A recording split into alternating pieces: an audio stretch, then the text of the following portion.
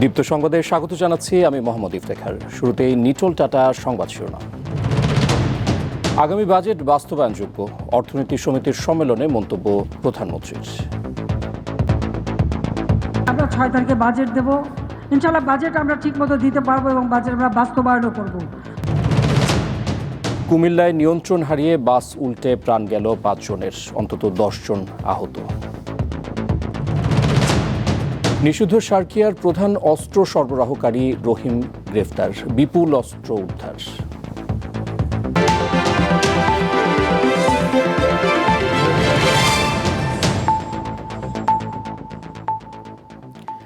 দেশের মানুষের জন্য কল্যাণকর পরিকল্পনা নিতে অর্থনীতিবিদদের প্রতি আহ্বান জানালেন প্রধানমন্ত্রী শেখ হাসিনা। সকালে বাংলাদেশ অর্থনীতি সমিতির 22তম দ্বিবার্ষিক সম্মেলনে অংশ নিয়ে সরকার প্রধান আরও জানান, ব্যয় সংকোচনের কারণে বাজেটে জিডিপির হার কিছুটা কম হতে পারে। বৈশ্বিক অর্থনৈতিক মন্দার কিছুটা প্রভাব বাংলাদেশেও পড়েছে বলে উল্লেখ করেন প্রধানমন্ত্রী। রাজধানীর রমনায় ইঞ্জিনিয়ার্স ইনস্টিটিউশনে বাংলাদেশ অর্থনীতি সমিতির দ্বিবার্ষিক সম্মেলনের আয়োজন করা হয়। 2 দিনের এই সম্মেলনের প্রতিপাদ্য পরিবর্তিত বিশ্ব অর্থনীতি ও বাংলাদেশ। বাংলাদেশ অর্থনীতি সমিতি বঙ্গবন্ধুর প্রতি দায়বদ্ধ। সম্মেলনে যোগ দিয়ে এর আনুষ্ঠানিক উদ্বোধন করেন প্রধানমন্ত্রী শেখ হাসিনা। অর্থনীতিবিদদের উদ্দেশ্যে দেয়া বক্তব্যে প্রকাশ করেন নিজের সরলতা। আমার মনে হয় আমার থেকে এখান থেকে এই জায়গায় যারা আছেন, আমার থেকে বোধহয় অশিক্ষিত আর কেউ নাই, কারণ আমি তো অর্থনীতিবিদও না, এত বড় বড় ডিগ্রিও নাই, আমার এত পড়াশোনাও নাই। হয়তো অর্থনীতি অত বড় বড় সংজ্ঞা আমি বুঝবো না, কিন্তু আমি একটা জিনিস বুঝি যে মানুষের জন্য কাজ করতে হবে, মানুষ কি পেলো সেটা দেখতে হবে, মানুষের কল্যাণে কি করণীয় সেটা করতে হবে, যা আমি শিখেছিলাম আমার বাবার কাছ থেকে। প্রধানমন্ত্রী বলেন, করোনার পর বিভিন্ন দেশে চলমান যুদ্ধের প্রভাব পড়েছে দেশের অর্থনীতিতে, তারপরও এগিয়ে যাওয়ার প্রত্যয় ব্যক্ত করেন শেখ হাসিনা। আমরা 6 তারিখে বাজেট দেব, ইনশাআল্লাহ বাজেট আমরা ঠিকমতো দিতে পারবো এবং বাজেট আমরা বাস্তবায়নও করব। তবে আমরা যেহেতু এই যুদ্ধ এবং স্যাংশনের জন্য কিছুটা সাধন করতে গিয়েছি, এই কিছুটা সাধনের ফলাফলটা হচ্ছে হয়তো আমাদের জিডিপি যেটা আগে গতবার পেয়েছিলাম এত কিছু কম পেয়ে, কিন্তু সেটাও আমরা পরবর্তীতে উত্তরণ ঘটাতে পারবো সে বিশ্বাস আছে, সেইভাবে আমরা পরিকল্পনা নিচ্ছি। এ সময় সমবায়ের মাধ্যমে গ্রামীণ অর্থনীতিকে শক্তিশালী করার উপর জোর দেন প্রধানমন্ত্রী। আমি অর্থনীতিবিদদের কাছে এটাই চাই যে দেশের মাটি মানুষ, তাদের কথা চিন্তা করে আপনাদের নীতিমালা প্ল্যান প্রোগ্রাম করবেন। ওই কেউ একজন দু এক দিনের জন্য দেশে এসে আমাদেরকে উপদেশ দিয়ে যাবে, ওই উপদেশ আমাদের কাজে লাগবে না। কাজে লাগবে নিজের চোখে দেখা এবং মানুষের জন্য করা, এটাই কাজে লাগবে। চাকরির পেছনে না ছুটে যুবকদের উদ্যোক্তা হওয়ার পরামর্শ দেন সরকার প্রধান। কিন্তু আমাদেরকে নিজের পায়ে দাঁড়াতে হবে। মিজানুর রহমান, দীপ্ত সংবাদ, ঢাকা। দেশের জনগণের কাছে সবচেয়ে গ্রহণযোগ্য দল আওয়ামী লীগ, একই সঙ্গে সংগঠনটি সবচেয়ে শক্তিশালী। গণভবনে স্বদেশ প্রত্যাবর্তন দিবস উপলক্ষে নেতারা শুভেচ্ছা জানাতে গেলে দলীয় প্রধান শেখ হাসিনা এসব বলেন। তিনি বলেন, সে সময় দেশে এত বড় দল পরিচালনা করার অভিজ্ঞতা তার ছিল না। ছাত্রলীগ করার সময় নেতা হওয়ার চেষ্টা করেননি, তবে দল যে দায়িত্ব দিয়েছে সেটাই পালন করেছেন। নেতাদের উদ্দেশ্যে শেখ হাসিনা বলেন, বহু চক্রান্ত হওয়ার পর তিনিও তার দল এগিয়ে গেছে, এটা সকলকে ধরে রাখতে হবে। 1975 সালের 15 আগস্ট বঙ্গবন্ধু ও তার পরিবারের বেশিরভাগ সদস্যকে হত্যা করা হয়। দেশের বাইরে থাকায় প্রাণে বেঁচে যান তার 2 মেয়ে শেখ হাসিনা ও শেখ রেহানা। বিদেশে অবস্থান করার সময় 1981 সালের 14, 15 ও 16 ফেব্রুয়ারি ঢাকায় অনুষ্ঠিত আওয়ামী লীগের জাতীয় সম্মেলনে দলের সভাপতি নির্বাচিত হন শেখ হাসিনা। ওই বছরের 17 মে দেশে ফিরে আসেন তিনি। জনগণের কাছে সবথেকে গ্রহণযোগ্য দল আওয়ামী লীগ। প্রতিবার চক্রান্ত হয়, সেই চক্রান্ত মোকাবেলা করে কিন্তু আমরা বেরিয়ে আসি। তা আমাদেরকে এটা ধরে রাখতে হবে। বাংলাদেশের মানুষের যে রক্ত দিয়ে যে অধিকারগুলি আদায় করেছিল, সেই অধিকারগুলি আজকে আমরা সমুন্নত করতে পেরেছি।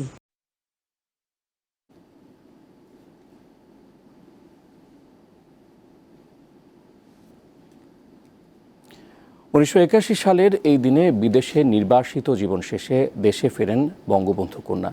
বিশ্লেষক ও রাজনীতিবিদদের মতে শেখ হাসিনা 75 পরবর্তী পথ হারানো বাংলাদেশকে মুক্তিযুদ্ধের চেতনায় ফিরিয়ে আনেন, মোকাবেলা করেন উগ্রবাদ ও জঙ্গিবাদের। She has traveled all over 17 মে 1981 বিকেল 4:30 ভারত হয়ে দেশের মাটিতে পা রাখেন বঙ্গবন্ধু কন্যা শেখ হাসিনা। 1975 সালের 15 আগস্ট জাতির পিতা বঙ্গবন্ধু শেখ মুজিবুর রহমানকে তার পরিবারের বেশিরভাগ সদস্য সহ হত্যা করা হয়। বিদেশে অবস্থান করায় বেঁচে যান শেখ হাসিনা ও তার ছোট বোন শেখ রেহানা। তখন থেকেই তাদের নির্বাসিত জীবন। সামরিক শাসক জিয়াউর রহমানের রক্তচক্ষু উপেক্ষা করে মাতৃভূমিতে ফেরেন বঙ্গবন্ধু কন্যা। ঢাকার বিমানবন্দরে তাকে বরণ করে হাজার হাজার মানুষ। আমি সবসময় বলি, এটা তো একজন শেখ হাসিনা বাংলাদেশে ফিরে নাই, বাংলাদেশে ফিরেছে। কারণ বাংলাদেশ 75 সনের পরবর্তীকালে হারিয়ে গিয়েছিল, সে বাংলাদেশ পাকিস্তান হয়ে গিয়েছিল। 81 সনে শেখ হাসিনা বাংলাদেশে ফেরার পর সেই হারিয়ে যাওয়া বাংলাদেশ আবার বাংলাদেশে ফিরে এসেছিল। মানুষের মনে একটা আশা জেগেছিল, কারণ এর মধ্যে মানুষ তো মানে খোলা মনে কথা বলতে পারে না, আওয়ামী লীগের নাম নিতে পারে না, বঙ্গবন্ধুর নাম নিতে পারে না, জয় বাংলা বলতে পারে না। এটা একেবারে অলিখিতভাবে নিষিদ্ধই ছিল। দেশে আসার আগেই আওয়ামী লীগের জাতীয় সম্মেলনে সভাপতি নির্বাচিত হন শেখ হাসিনা। সংগঠনের দায়িত্ব নিয়েই তা গতিশীল করার কাজে হাত দেন তিনি। তার নেতৃত্বেই 21 বছর পর 1996 সালে ফের রাষ্ট্র ক্ষমতা পায় মুক্তিযুদ্ধের নেতৃত্ব দেয়া এই দল। তার যে ত্যাগের মানসিকতা, মানুষের প্রতি অপরিসীম ভালোবাসা, মমত্ববোধ, এটি ছিল শক্তি। সারা দেশের প্রত্যন্ত অঞ্চলে পথে প্রান্তরে ঘুরে বেড়ান, আওয়ামী লীগের নেতাকর্মীদেরকে সাহস যোগান, তাদেরকে একত্রিত করেন এবং মুক্তিযুদ্ধের পক্ষের মানুষদেরকে ঐক্যবদ্ধ করেন। 44 বছর ধরে আওয়ামী লীগের সভাপতি শেখ হাসিনা, টানা চতুর্থবার সহ পঞ্চম মেয়াদে দেশের প্রধানমন্ত্রী তিনি। তাকে বদলে যাওয়া বাংলাদেশের মূল রূপকার মনে করেন বিশ্লেষক ও রাজনীতিবিদরা। উন্নয়নের ক্ষেত্রে একটা নতুন দিগন্ত তিনি উন্মোচন করেছেন। প্রতিটি ক্ষেত্রে দর্শনীয় উন্নয়ন হয়েছে, যেটি সারা পৃথিবীতে আজ নন্দিত, প্রশংসিত। সারা পৃথিবীর মানুষ আজ বাংলাদেশকে অনেক মর্যাদার চোখে দেখে। তাই আমি সবসময় বলি, মাননীয় প্রধানমন্ত্রী বাংলাদেশকে উন্নয়নের নতুন মাত্রায় তুলেছে, নতুন উচ্চতায় তুলেছেন। যদি বাংলাদেশে শেখ হাসিনা 81 সনে ফেরত না আসতেন, বাংলাদেশ একটা আফগানিস্তানের মতন জঙ্গিবাদের রাষ্ট্র হতো। 2026 সালে আনুষ্ঠানিকভাবে উন্নয়নশীল দেশ হচ্ছে বাংলাদেশ। এরই ধারাবাহিকতায় শেখ হাসিনা সরকারের লক্ষ্য 2041-এ উন্নত সমৃদ্ধ দেশ গড়া। মিজানুর রহমান, দীপ্ত সংবাদ, ঢাকা। এবারের হজ যাত্রায় নিবন্ধনকৃত 4000-এর বেশি যাত্রীর ভিসা কার্যক্রম এখনও শেষ হয়নি। এ বিষয়ে বেশ কয়েকটি এজেন্সিকে কারণ দর্শানোর নোটিশ ও দ্রুত ভিসা সম্পন্নের নির্দেশ দিয়েছে ধর্ম মন্ত্রণালয়। অভিযুক্তদের বিরুদ্ধে প্রয়োজনীয় ব্যবস্থা গ্রহণের আশ্বাস দিয়েছে Hajj agencies association of Bangladesh, HAAB. হজযাত্রার নবম দিনে শুক্রবার ফ্লাইটের নির্ধারিত সময়ের অনেক আগেই যাত্রীরা রাজধানীর আশকোনার হজ ক্যাম্পে উপস্থিত হন। এবার 1,27,000-এর বেশি হজযাত্রীর কোটা থাকলেও বাংলাদেশ থেকে নিবন্ধন করেছেন 85,117 জন। কোটা পূরণ না হলেও হজযাত্রায় ভিসা জটিলতা এখনও কাটেনি। ধর্ম মন্ত্রণালয়ের সবশেষ তথ্য অনুযায়ী নিবন্ধনের বিপরীতে ভিসা পেয়েছেন 80,641 জন, অর্থাৎ এখনও বাকি 4,476 জনের ভিসা প্রাপ্তি। নির্ধারিত সময়ের মধ্যে হজযাত্রীদের ভিসা সম্পন্ন করতে না পারায় বৃহস্পতিবার 12টি এজেন্সিকে নোটিশ পাঠানো হয়। তবে দ্রুতই জটিলতা কেটে যাবে বলে আশা প্রকাশ করেন হাবের সভাপতি। অভিযুক্তদের বিরুদ্ধে কঠোর ব্যবস্থা নেওয়ার কথাও বলেন তিনি। সবগুলি ভিসা করার জন্য আমরা পদক্ষেপ নিয়েছি। সব হজযাত্রীর ভিসা হবে এবং সব হজযাত্রী হজে গমন করতে পারবেন। হজযাত্রীদের হজে গমন নিয়ে কোনো শঙ্কা নেই, কোনো দ্বিধা নেই এবং কোনো সমস্যা হবে না। তবে এইসব ক্ষেত্রে যদি কোনো হজ এজেন্সি কোনো রকমের আলস্যতা দেখায় বা তাদের কোনো রকমের এক্ষেত্রে নন পারফর্মিং হয়, তাহলে তাদেরকেও কঠোর শাস্তি দেওয়া হবে। হজ ক্যাম্পে ইমিগ্রেশনের কাজ হওয়ায় যাত্রীদের বেশ সুবিধা হচ্ছে বলেও জানালেন হাব সভাপতি। যেখানে সৌদি আরবের ইমিগ্রেশন এখানে হয়, এটা একটা দুর্লভ সুযোগ আমি মনে করি বাংলাদেশি হজযাত্রীদের জন্য, যে সৌদি আরবের মক্কা, জেদ্দা বা মদিনা এয়ারপোর্টে কিন্তু 6-7 ঘন্টা অপেক্ষা করতে হতো আমাদের হজযাত্রীদেরকে, এটা আর এখন করতে হয় না। হজযাত্রায় 228টি ফ্লাইটের মধ্যে 118টি পরিচালনা করবে বিমান বাংলাদেশ। শুক্রবার পর্যন্ত সৌদি পৌঁছেছেন প্রায় 26,000 হজযাত্রী। আনোয়ার হোসেন, দীপ্ত সংবাদ, ঢাকা। কুমিল্লার 14 গ্রামে বাস উল্টে 5 জন নিহত হয়েছেন, আহত হন আরও অন্তত 10 জন। ভোরে ঢাকা চট্টগ্রাম মহাসড়কের বসন্তপুর এলাকায় এই দুর্ঘটনা ঘটে। পুলিশ ও প্রত্যক্ষদর্শীরা জানান, ঢাকা থেকে চট্টগ্রামগামী রিল্যাক্স পরিবহনের বাসটি নিয়ন্ত্রণ হারিয়ে গাছের সঙ্গে ধাক্কা লেগে সড়কের পাশে উল্টে পড়ে। এতে হতাহতের ওই ঘটনা ঘটে। খবর পেয়ে দ্রুত ঘটনাস্থলে পৌঁছে আহতদের উদ্ধার করে ফায়ার সার্ভিস। আহতদের 14 গ্রাম উপজেলা স্বাস্থ্য কমপ্লেক্সে পাঠানো হয়।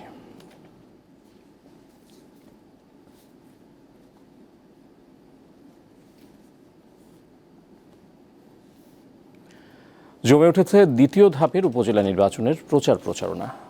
পোস্টারে ছেয়ে গেছে এলাকার প্রতিটি অলিগলি। 21 মে হবে দ্বিতীয় ধাপের ভোট গ্রহণ।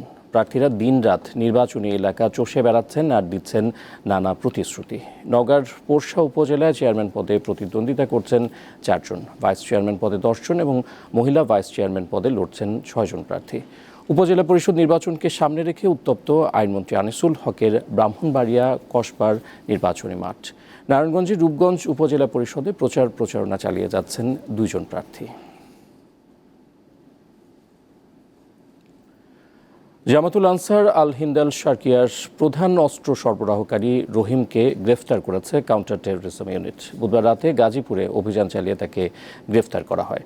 পরে তার দেওয়া তথ্যের ভিত্তিতে নাঙ্গাংছড়িতে অভিযান চালিয়ে বিপুল পরিমাণ অস্ত্র উদ্ধার করে গোয়েন্দারা। দুপুরে ডিএমপি মিডিয়া সেন্টারে সংবাদ সম্মেলনে সিটিটিসির প্রধান আসাদুজ্জামান জানান, জঙ্গি সংগঠনটির প্রতিষ্ঠাকালীন সদস্য আব্দুর রহিম কুকিচিনের আস্তানায় ট্রেনিং শুরুর আগে থেকে সংগঠনটির জন্য অস্ত্র সংগ্রহ করে আসছিল সে। বেশিরভাগ সময় পাহাড়ে থাকলেও আইনশৃঙ্খলা বাহিনীর লাগাতার অভিযানের কারণে পাহাড়ে অস্ত্র লুকিয়ে রেখে সমতলে এসে আত্মগোপন করে রহিম। এবারে কেওয়াই স্টিল চট্টগ্রাম সংবাদ।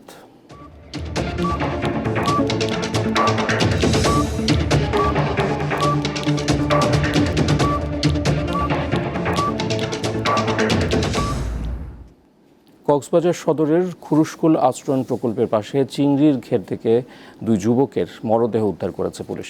সকাল 11টার দিকে খুরুশকুল মনুপাড়া আশ্রয়ণ প্রকল্পের পাশে মরদেহ 2টি পড়ে থাকতে দেখে স্থানীয়রা। নিহতরা হলেন খুরুশকুল মনুপাড়া এলাকার বাসিন্দা আব্দুল খালেক ও মোহাম্মদ ইয়াসিন। নিহত 2 জনই পেশায় মৎস্যজীবী।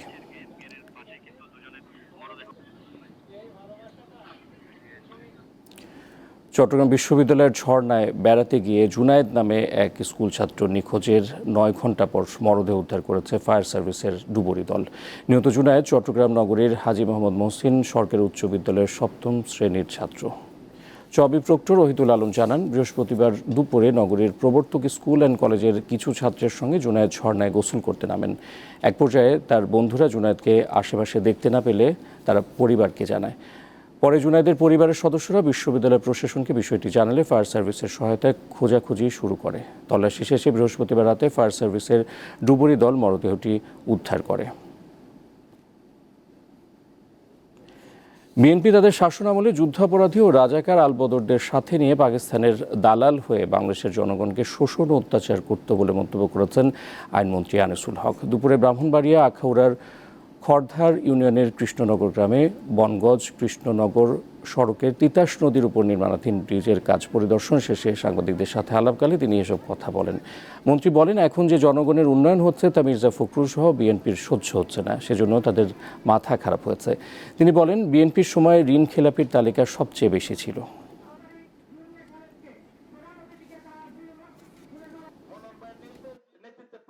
যখন বিএনপি সরকার বাংলাদেশ তারা শাসন করত, তখন তারা যুদ্ধ অপরাধী, রাজাকার, আলবদর এবং নিজেরা পাকিস্তানের দালাল হয়ে বাংলাদেশের জনগণকে শোষণ করত। বাংলাদেশের জনগণের উন্নয়ন হচ্ছে, এই জিনিসটা মির্জা ফখরুল আলমগীর সহ এই জিনিসটা বিএনপির সহ্য হয় না। শেখ হাসিনা দেশে না ফিরলে মুক্তিযুদ্ধের বাংলাদেশ ফিরে আসতো না বলে মন্তব্য করেছেন শিক্ষাবিদ ডক্টর সৈয়দ আনোয়ার হোসেন। সকালে জাতীয় প্রেস ক্লাবে শেখ হাসিনার স্বদেশ প্রত্যাবর্তন দিবস উপলক্ষে আলোচনা সভার আয়োজন করে education research and development forum URDFP। ইতিহাসবিদ ও বাংলাদেশ ইউনিভার্সিটি অফ প্রফেশনালসের বঙ্গবন্ধু চেয়ার অধ্যাপক ডক্টর সৈয়দ আনোয়ার হোসেন বলেন, 1975 সালের 15 আগস্টের পর স্বদেশ ছিনতাই হয়ে গিয়েছিল। বঙ্গবন্ধু 1972 সালের 10 জানুয়ারি দেশে না ফিরলে বাংলাদেশ হতো না, তেমনি শেখ হাসিনা ফিরে না এলে বঙ্গবন্ধুর বাংলাদেশ ফিরে আসতো না।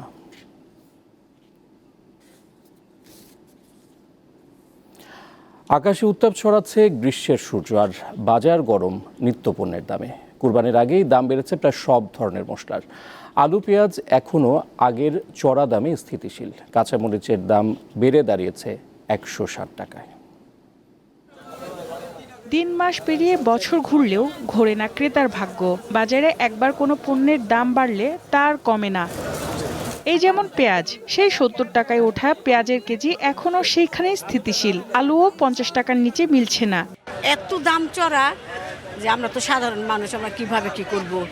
এই জন্য শুক্রবার ছুটির দিন, তো এর জন্য আসছি, ঘুরতেই আসি 1 ঘন্টা পর্যন্ত। যেমন ভালো ভালো মাল আছে, কিছু কিছু ব্র্যান্ডের মাল আছে, এগুলা 100 টাকা 120 টাকা। রাজধানীর কারণ বাজারে গেলেই নজরে পড়ে গ্রীষ্মকালীন নানা সবজির দাম 30 থেকে 50 টাকার মধ্যে। তবে কাঁচামরিচের দামের ঝাল বেড়েছে। মান ভেদে 150 থেকে 160 টাকা পর্যন্ত বিক্রি হচ্ছে। দাম তো বেশি না, দাম তো সব সময় দেখা যায় বাজারে বেশি, তাই না? নিত্য প্রয়োজনীয় জিনিসপত্রের দাম অনেক দিন থেকে বেশি। দাম ঊর্ধ্বমুখী আছে এবং আমাদের জন্য খুবই এম্বারাসিং। আমিষ প্রোটিনের দাম নিয়ে সবচেয়ে বিপাকে ক্রেতা, বিশেষ করে মাছের। ইলিশের দামটাও রাজকীয়, অন্তত 1600 টাকা গুনতে হবে মাছের রাজার জন্য। আমি অন্য মাছ কিনি, আমি ইলিশ মাছ কিনলাম, এখন অন্য মাছ দেখবো আর কি। তো আমার কাছে মনে হচ্ছে একটু আগের চেয়ে একটু বেশি অন্য মাছ। বর্তমানে এই মাস থেকে মাছের দাম কেজি 50-100 টাকা বৃদ্ধি আছে। বৃষ্টি হইলে কি হয়, মাছটা বেশি হয়। যেরকম মাছ আমদামি বেশি হইলে কম দামে পাওয়া যায়, মাছই নেই। কোরবানির আগেই চড়া হতে শুরু করেছে মশলার বাজার। 15 থেকে 20 টাকা পর্যন্ত বেড়েছে সব মশলার দাম। সবচেয়ে দামি মশলা এলাচ। গত সপ্তাহে যে এলাচ 2200 টাকায় বিক্রি হয়েছে, তা এখন বেড়ে দাঁড়িয়েছে 3500 টাকায়। স্বাভাবিক আছে, দাম বাড়ছে। বিশেষ করে মশলা, জিরা ছিল 1 সপ্তাহ আগে 620, এখন 700 টাকা জিরা। তারপরে এলাচ ছিল 2200-2300, 3500 টাকা। গোলমরিচ ছিল 800, এখন 900। লং ছিল 1200, 1400, এখন 1600। বাজারে গরুর মাংস বিক্রি হচ্ছে প্রতি কেজি 850 টাকা ও খাসির মাংস মিলছে 1200 টাকায়। সঞ্জিদা প্লাবনী, দীপ্ত সংবাদ, ঢাকা। সিঙ্গার বাংলাদেশের ট্রান্সফরমেশনের বার্তা নিয়ে টার্কিশ সুপারস্টার বুরাক ওজচিভিত আসছেন বাংলাদেশে। সিঙ্গার উড়াধুরা ফ্রাইডেতে 17-18 মে singarBD.com থেকে পণ্য কিনে ভাগ্যবান ক্রেতা দেখা করতে পারবেন তাদের প্রিয় অভিনেতা বুরাক ওজচিভিতের সাথে। এবার আন্তর্জাতিক প্রসঙ্গ। ভারতের লোকসভা নির্বাচনে কে এগিয়ে, এমন ভাবনা এখন পুরো দক্ষিণ এশিয়া সহ বিশ্বের অনেকের মধ্যে। ভোট শুরু হওয়ার আগে ধারণা করা হচ্ছিল ক্ষমতাসীন বিজেপি বিপুল ব্যবধানে জিতবে। তবে এরই মধ্যে অনুষ্ঠিত 4 দফা ভোটের বুথ ফেরত জরিপ বলছে বিজেপি ক্ষমতায় ফিরলেও আসন সংখ্যা কমতে পারে। বিশ্বের বৃহত্তম গণতান্ত্রিক দেশ ভারতের লোকসভা নির্বাচনের ভোট গ্রহণ চলছে। এরই মধ্যে 4র্থ দফার ভোট গ্রহণ শেষ হয়েছে। ফলে দেশটির প্রায় 72% আসনের ভোট শেষ হয়েছে। নির্বাচন শুরুর আগে নরেন্দ্র মোদী সরকার বিপুল সংখ্যাগরিষ্ঠতা নিয়ে ক্ষমতায় ফিরবে এমন ধারণা ছিল। তবে নানা কারণে সেই আত্মবিশ্বাস কমেছে খোদ বিজেপি শিবিরে। লোকসভা নির্বাচন শেষ পর্যায়ে আসার সঙ্গে সঙ্গে রাজনৈতিক দলগুলোর মধ্যে উত্তেজনাও বাড়ছে। নতুন সরকার শক্তিশালী হবে নাকি দুর্বল জোট সরকার আসবে, এমন চিন্তায় দেশটির শেয়ার বাজারেও অস্থিরতা চলছে। গত কয়েকদিনে 10 লাখ কোটি টাকার বিনিয়োগ খুইয়েছেন লগ্নিকারীরা। বিজেপির বিরুদ্ধে বিভিন্ন সামাজিক যোগাযোগ মাধ্যমে নানা ইস্যু প্রকাশ্যে আসায় বেশ কয়েকটি রাজ্যে ভালো ভোটার আশা করলেও তা ঘুরে যেতে পারে বলে আশঙ্কা রয়েছে দলটির নেতাকর্মীদের। 4 দফায় গড় ভোট পড়েছে 62% মতো। বিজেপির শক্ত ঘাঁটি হিসেবে পরিচিত 15টি রাজ্যে গড় ভোট পড়েছে আরো কম। অতি সম্প্রতি ভারতে যে 3টে বিধানসভা নির্বাচন হয়ে গেছে, যেগুলো হিন্দি রাজ্যগুলোতে, সেখানে যেভাবে বিজেপি জয়লাভ করেছে, তার ফলে একটা ধারণা তৈরি হয়েছে সকলের মধ্যেই যে বিজেপি হয়তো লোকসভা নির্বাচনেতেও একইভাবেই তারা ভালো ফল করতে পারে। কিন্তু ভারতবর্ষের ইতিহাসে, নির্বাচনের ইতিহাসে দেখা গেছে অনেক সময় এরকম ধরনের পারসেপশন থাকলেও অঘটন ঘটে যায়। যেমন 2004 সালে অটল বিহারী বাজপেয়ী নিশ্চিত ছিলেন যে তিনি আবার ক্ষমতায় আসছেন 4র্থবারের জন্য, কিন্তু ঘটনাটা ঘটে। পশ্চিমবঙ্গের মুখ্যমন্ত্রী মমতা বন্দ্যোপাধ্যায় সম্প্রতি এক জনসভায় বলেন, মোদির দল বা এনডিএ জোট ইন্ডিয়া জোটের চেয়েও কম আসন পাবে। তার দাবি, বিজেপি 190 থেকে 195 আসন আর ইন্ডিয়া জোট 315 আসন পেতে পারে। নাদিরা জাহান, দীপ্ত বার্তাকক্ষ। খেলার খবর। দেশের কোটি কোটি মানুষের শুভকামনা নিয়ে বিশ্বকাপ খেলতে এখন যুক্তরাষ্ট্রে অবস্থান করছে বাংলাদেশ দল। শুক্রবার বাংলাদেশ সময় ভোর 4:20 টেক্সাসের হিউস্টনের বিমানবন্দরে পৌঁছায় টাইগারদের বহনকারী বিমান। টি-20 বিশ্বকাপের আগে যুক্তরাষ্ট্রের বিপক্ষে টাইগাররা খেলবে 3 ম্যাচের একটি সিরিজ। আটলান্টিক মহাসাগর পাড়ি দিয়ে এখন যুক্তরাষ্ট্রে অবস্থান করছে বাংলাদেশ জাতীয় ক্রিকেট দল। সেখানে তাদের দিতে হবে ক্রিকেটের ক্ষুদ্র সংস্করণে মহাপরীক্ষা। টি-20 বিশ্বকাপের এই পরীক্ষায় বসবেন নাজমুল শান্তর নেতৃত্বে অভিজ্ঞ ও তারুণের মিশেলে এক দল, যা নিয়ে বাংলাদেশের ভক্ত সমর্থকদের মধ্যে উন্মাদনা শেষ নেই। সাইফুদ্দিনের না থাকাটাই এবারের আলোচনার মূল খোরাক। মেহেদী হাসান মিরাজ নেওয়া খুব দরকার ছিল আমার মনে হয়, তারপর সাইফুদ্দিনকেও নেওয়া দরকার ছিল। টিম সিলেকশনটা আমার ভালো লাগে না। বাংলাদেশ ক্রিকেট টিমের প্লেয়ারগুলো যারা রয়েছে তাদের প্রতি আমার খুবই কষ্ট, কেননা তাদের কাছ থেকে আমরা যেরকম আশা করি তেমন পাই না। এটা আলোচনা থাকবেই মানুষের মধ্যে, তবে আমি তো আশা করবো সবাই যাতে ভালো খেলে। তবে আমাদের কিছু আপনার প্লেয়ার ছিল যাদেরকে নিলে আমাদের হয়তো ভালো লাগতো, কিন্তু হয়তো নির্বাচকদের কাছে ওরকম মনে হয় নাই। বিশ্বকাপে ডি গ্রুপে হাতুড়ো সিংহের শীর্ষদের বাকি 4 প্রতিপক্ষ শ্রীলঙ্কা, সাউথ আফ্রিকা, নেদারল্যান্ডস ও নেপাল। সেখান থেকে শীর্ষ 2 দল খেলবে সুপার 8-এ। গেল আসরে দ্বিতীয় পর্বে খেলা বাংলাদেশ এবার পাড়ি দিবে আরও পথ, এমন প্রত্যাশা দেশের ক্রিকেট প্রেমীদের। ব্যালেন্স একটা টিম হয়েছে, সব দিক দিয়ে কভার। আপনি ওপেনিং যদি ধরেন, ওপেনিং স্লটে যারা আছেন তারাও মানে একটা ব্যালেন্সড, আপনার মিডল অর্ডার যারা আছেন তারাও এক্সপিরিয়েন্সড, এবং যারা ফাস্ট বোলিংয়ে আছেন তারাও দেখা যাচ্ছে যে মোরলেস সবাই এক্সপিরিয়েন্স। আমেরিকা তো একেবারে নতুন মাটি, যেখানে আমাদের নর্মালি খেলে অভ্যস্ত না। সেই জায়গা থেকে আসলে বাংলাদেশ ক্রিকেট টিম একেবারে ইয়াংস্টারদের উপর ভর করে আসলে একটা টিম তৈরি করছে, যেখানে বেশিরভাগই আমার কাছে মনে হয়েছে যে ওয়ার্ল্ড কাপ খেলার জন্য যতটুকু ম্যাচুরিটি দরকার আমার কাছে মনে হচ্ছে একটু ঘাটতি আছে তাদের মধ্যে। ইয়াং অ্যান্ড এক্সপিরিয়েন্স যে একটা কম্বিনেশন, আমি মনে করি যে এই জিনিসটা যদি তারা ধরে রাখতে পারে ভালো একটা রেজাল্ট হবে। বিশ্বকাপে মেগা আসর শুরুর আগে স্বাগতিক যুক্তরাষ্ট্রের বিপক্ষে 3 ম্যাচে টি-20 সিরিজ খেলবে বাংলাদেশ। 21 মে সিরিজের প্রথম ম্যাচে মুখোমুখি হবে যুক্তরাষ্ট্র ও বাংলাদেশ। 23 ও 25 মে অনুষ্ঠিত হবে বাকি 2টি ম্যাচ। মোহাম্মদ হাসিব, দীপ্ত স্পোর্টস, ঢাকা। লা লিগার ম্যাচে আলমেরিয়াকে 2-0 গোলে হারিয়েছে বার্সেলোনা। এতে লিগ টেবিলের দ্বিতীয় স্থান মজবুত করল কাতালানরা। ম্যাচের 14 মিনিটে বার্সেলোনাকে এগিয়ে দেন ফেরমিন লোপেজ। ম্যাচে ফেরার বেশ কিছু সুযোগ পায় আলমেরিয়া, কিন্তু ফিনিশিং ব্যর্থতায় গোল পায়নি দলটি।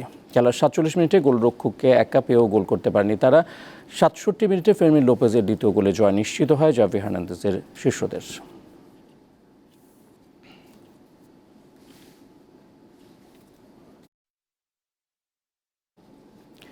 শেষ করছি দীপ্ত সংবাদ। যাওয়ার আগে নিটোল টাটা শিরোনামগুলো জানিয়ে দিচ্ছি আরও একবার। আগামী বাজেট বাস্তবায়নযোগ্য, অর্থনীতি সমিতির সম্মেলনে মন্তব্য প্রধানমন্ত্রীর। কুমিল্লায় নিয়ন্ত্রণ হারিয়ে বাস উল্টে প্রাণ গেল 5 জনের, অন্তত 10 জন আহত। নিষিদ্ধ সার্কিয়ার প্রধান অস্ত্র সরবরাহকারী রহিম গ্রেফতার, বিপুল অস্ত্র উদ্ধার।